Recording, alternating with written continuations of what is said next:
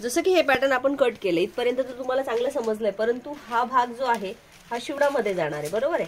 मग हा शिवडात जाणार आहे तर हा कमी होणार आहे. मग पुढचं काय, तर पुढचं हा पाठीचा भाग सुद्धा कमी होणार आहे. मग कसा होणार आहे, हे जे टक्सचं माप आहे ते आपण आखून घेतलेले, पण कसं आखायचंय, त्याचा जसा क्रॉस मध्ये होता तसं याचा क्रॉस मध्ये नाकता सरळ आखायचा आहे. आणि सरळ आखल्यानंतर हा भाग जो आहे तो पूर्णपणे एकामेकाला चिटकवायचा आहे. मग कसा चिटकवायचा, म्हणजे रेषेवर रेष आली पाहिजे. म्हणजे रिवर्स तुमच्या जे ब्लाउजाचं माप तयार होणार आहे की नाही तेच माप इथे असणार आहे. म्हणजे समजा मी इथे टिप मारून याला आणलं तर हे पॅटर्न असं दिसेल आणि हा पॅटर्न बरोबर तो फुगाच राहील तिथे. आणि हा असा होईल. आता शिवताना आपण पुढे आणखी शिकणारच आहे. पुढचा मात्र मोठा आहे, मागचा मात्र सरळ आहे, परंतु सरळ कापताना आपण त्याला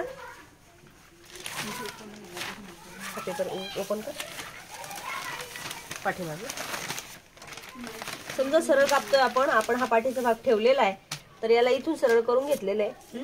फक्त इथे काय करायचं, 1 इंच माप घेऊन असा तिरकस कापायचा आहे.